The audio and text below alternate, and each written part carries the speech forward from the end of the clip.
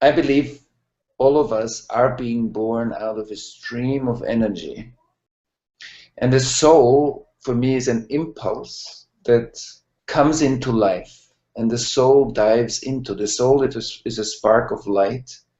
It's a spark of evolutionary intelligence that dives into hundreds and thousands of years of humanity. So all of us, as we said already in the 7-week course, we are a composition of light and karmic dust, like the dust of karma, is in a way the structural part of life that we took on. And we all are a composition out of a always forward driving force that's called eros, and always habitual resting structure, because structure wants to be the same. The form of the stone wants in itself to stay the form of the stone. The way how a pattern in myself works wants to stay the pattern.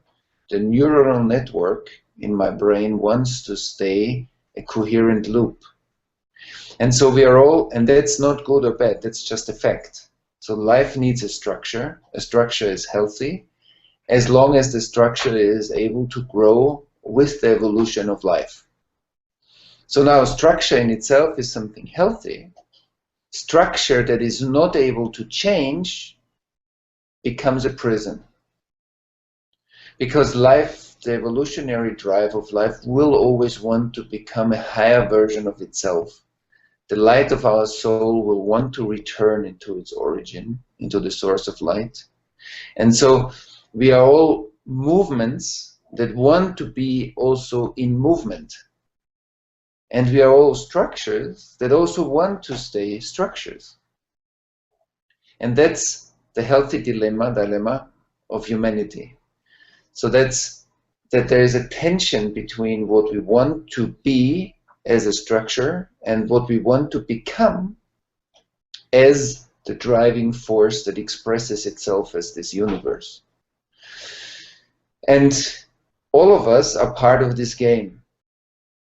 And now I believe that, as in the Tao Te Ching is written, express yourself completely, then keep quiet.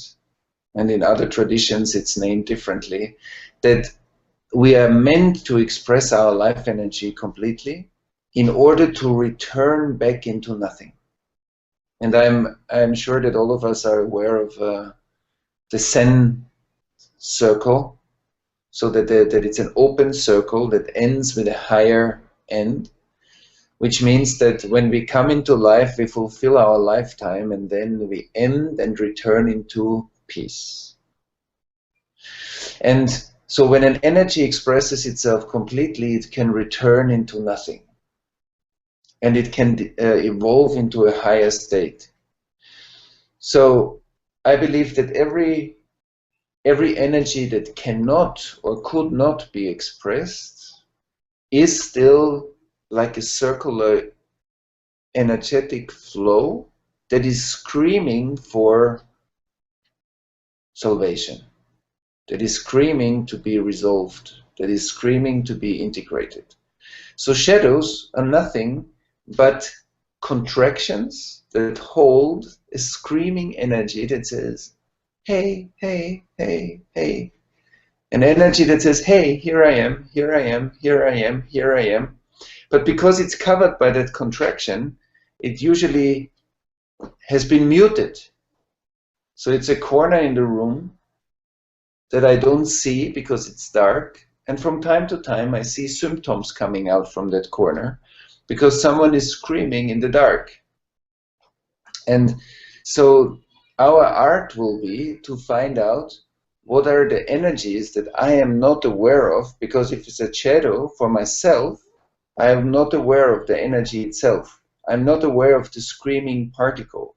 I'm not aware of this mostly younger place that is still screaming to be integrated, is screaming to live fully. And so shadow work is collecting the energy that cannot live fully in order to be fully expressed.